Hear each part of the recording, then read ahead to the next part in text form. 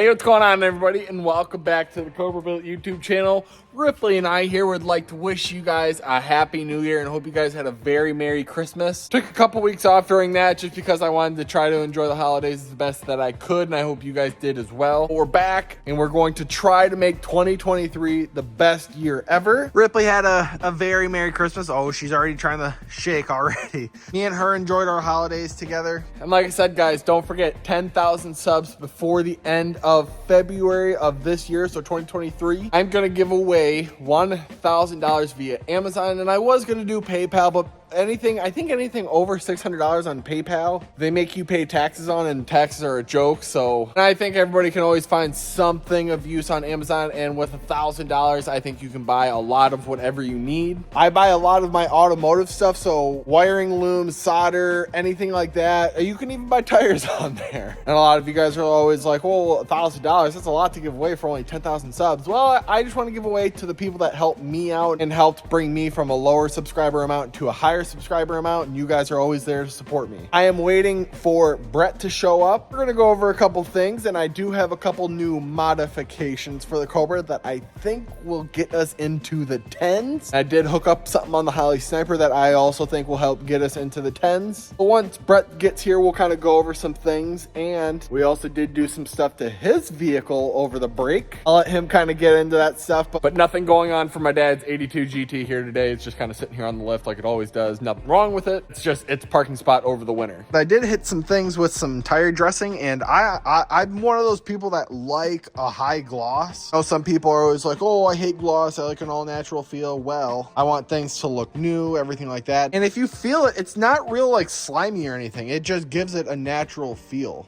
and it gives it the high gloss shine, which is what I always want. But Ripley, here's Brett pulling in, so let me open up the garage door real quick. Ripley's introducing herself to Brett, but obviously they know each other very well. And this is Brett. He's kind of my right-hand man when it comes to the video stuff and just in general. But Ripley and Brett are best friends, as you guys can tell. She always likes the lovins and always loves giving people the attention, and she loves getting attention, so it kind of works out. I didn't tell them what the modification was to your vehicle, but I did say that your vehicle did get a modification. Do you want to well, not necessarily show them, but let them listen to what your modification was? Yeah, let's do it. Are you pretty pumped about your modification that you did, though? Oh yeah, it was kind of a pain in the butt. It was definitely a pain in the butt. But I think it'll be well worth it on noise department and performance gains. It should pick up about like 20 to 25, maybe even 30.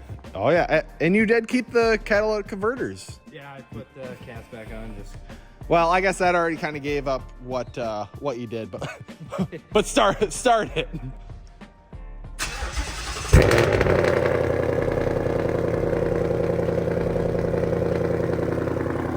Oh baby!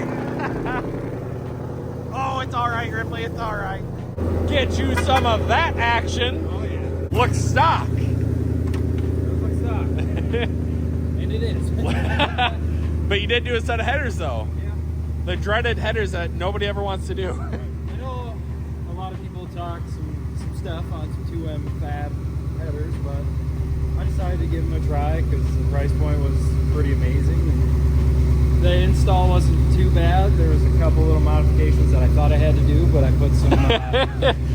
we thought we had to dent the pipes a little bit, and turns out we didn't. We put it back where the motor was supposed to go, and we didn't need to dent the tubes. But I mean, that should pick up a decent amount of horsepower. It's definitely louder nonetheless, but I will say this, it's not Corsa blow my butthole loud.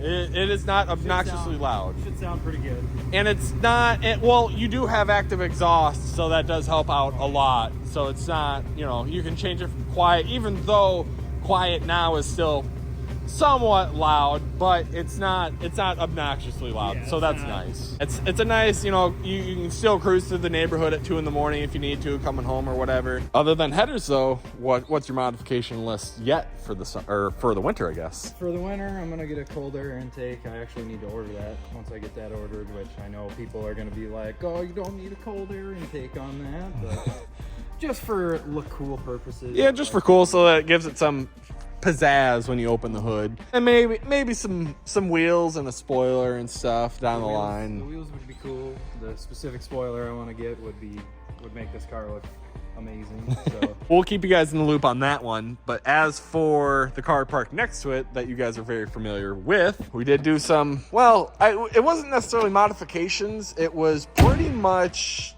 stuff that could have been done when I hooked everything up with the Sniper to begin with that I didn't. And then also, as for wheels that we're talking about with Brett's car, I got wheels, but in the back. So I just got backs. I'll probably end up getting skinnies, but let me show you guys these real quick. And these are it right here. Some Poverty Star SVE wheels equipped with some Hoosier Daddies. And these may look familiar to some of you because I did have this exact wheel and tire combo probably about a year ago, I would say. And I gave them up and sold them to my brother because I didn't really want to do the whole drag slick setup. I just kind of wanted to fund what I brung. I didn't want to have to swap tires out or anything like that. But I do plan on going to the track a lot this year, and these will definitely come in handy. My 60 foots were like 198, so pretty much 2 O's. And in the world of 60 foots, that is horrible. Our 15-inch rims equipped with some, I think these are, let me look here. These are 26 by 9, 15. And I know some people are like, well, why didn't you do a 26 by 10? Because I want to get all of the contact patch. I don't want to have to run them super low to get a good contact patch. And with a 10, I think it would have hit the quarter. And these are what I ran to begin with. And I know for a fact those won't rub. And I wanted to prevent that because you can't return tires, obviously. Yes, we will be running these a lot in the spring, summer, and fall. So look forward to that. And right there, we did get another Nitrous Express nitrous bottle, which I am super pumped about. So I will have 2 10-pound bottles, and the reason why I got another one was because pretty much what would end up happening is I would go through a full nitrous bottle on a Friday, and then I wouldn't have any for Saturday. Travis races on the weekends, and Travis is the guy who fills my nitrous bottles. Shout out to Travis. And I don't want to have to run out to him on a Saturday morning and bother him on his weekend, so I just figured we'll get 2 filled, one for Friday, one for Saturday. So we'll have a Friday bottle and a Saturday bottle, which will be super nice. Ripley's over here stuffing her face. So these are 2 modifications. This one isn't really a go fast mod, and that one is just a traction mod. Oh, hi, Ripley.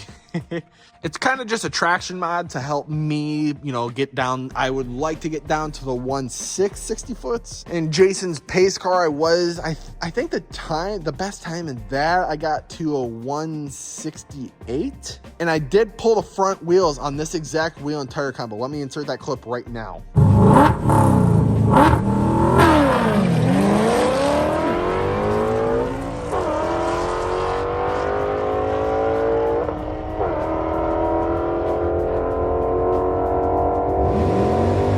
One thing that I never hooked up in the Holley Sniper was the 2-step, and if you don't know, you can run a 2-step without running like the big bulky 2-step boxes. So all it is in the Sniper is a ground. So pretty much all you do is run that wire coming out of the 10-pin harness to a button. So let me show you real quick. So in this case, I mounted it to my shifter ball. So this is my 2-step now, which was my nitrous. Now you might be asking yourself, well, where did you put the nitrous? I will show you here in a second.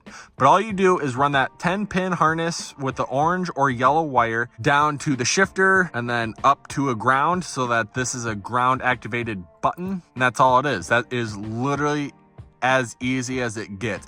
It's a ground. It's not like you have to run a 12-volt constant or anything like that. So if you have a Holley Sniper, that is very nice. But like I said, you might be asking yourself, where did I put the nitrous button? And I put it right there. Put the nitrous button right here. And I'm not a huge fan of this. It was just, I couldn't put it here where I wanted because it would have been, I would have had to have my button right here and my thumb fully extended, and I don't like that. I wanted it right here to the point where I was still able to maintain control if something ever got out of whack. And I don't think it looks horrible. now you're part of the Fast and Furious crew. I am a part of the Fast and the Furious crew. I do have my button on the steering wheel right here. So when I hit this now, it'll be like warp speed going through my windows, and I will be pushed back into my seat. And then if you watch the Sniper screen right there, you'll see it's a danger to manifold. It'll pop up danger to manifold, and then my passenger side floorboard will pop down. So probably not the best mod to put that there, but it does help out a lot. But I will demonstrate for you guys right now what the 2-step does, and I'll have Brett filmed that. In case you guys missed it, I did install the Dakota digital gauge cluster, which, let me turn the lights on real quick. Those look freaking sick. And excuse the tack, I don't know why it's at 2,000 when right there it's at 1,000. I think that's a ground issue. I called Dakota Digital and they gave me a couple pointers on what I can do to maybe fix that, but they were kind of lost on why it was doing that. But once it gets up to 160 degrees, I will test out my two-step. But as for the two-step, pretty much all you have to do, and like I said, if you have a sniper, and it doesn't matter which sniper, if you have any sniper, all you gotta do is come in the tuning, if it ever goes, and I think it's advanced too. Yep, launch and go into two-step, and it's right here. So all you do is enable. So you enable it. It's always disabled, but you enable it, and then right here you pick your input. So input 1 or input 2. Input 1 is the orange wire and input 2 is the yellow wire. And like I said, all you do is run that from the 10 pin all the way into wherever you want the button on the shifter, on the steering wheel, doesn't matter.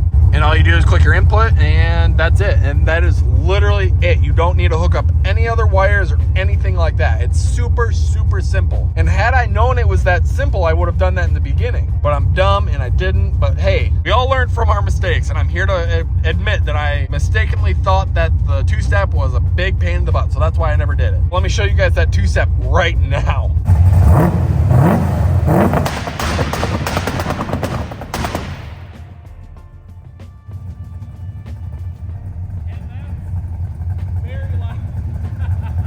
Yeah, that's the two-step, and I'll try to speak up so you guys can hopefully hear me over this. But I will say, not to toot my own horn, it does sound pretty good warming up. And if you always want to do a two-step check, always make sure your motor is extremely cold. Make sure your motor is cold start. Don't let it warm up, just immediately hit it right off the chip. That's how you get the best two-step action. But yeah, the reason why I was always so hesitant here, actually, let me shut that off real quick. The reason why I was always so hesitant on putting the button on the steering wheel is because of the cord. I'm not a huge fan of the cord, but it does spin with the steering wheel. So it's not a huge pain in the butt. I kind of have it wrapped up so that it won't like get caught on like either of these columns here. But I think with the two-step and the wheels and tires that I got for the back and some nitrous, I will hopefully get into the 10s. I don't know if that will necessarily happen, but everything in the drivetrain should hold up, and I'm going to insert this clip if it does ever break. But everything in the car should hold up for a good 60 foot. It's got a fully built Moser rear end, aluminum drive shaft. I should probably get a drive shaft safety loop just in case. Those aren't a bad thing to have, and then a Tremec TKX and blah, blah, blah. So it should realistically take it, and in the spring, we're going to see if old Brett's car can get into the 10s as well.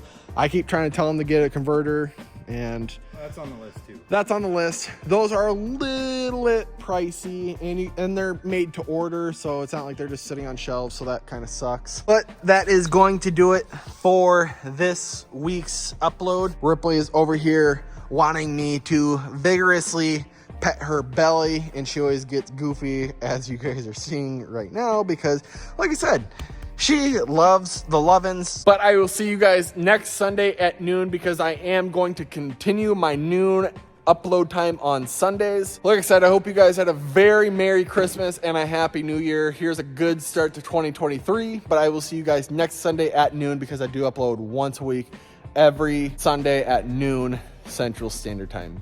Take care, guys, and have a freaking fantastic start to your year.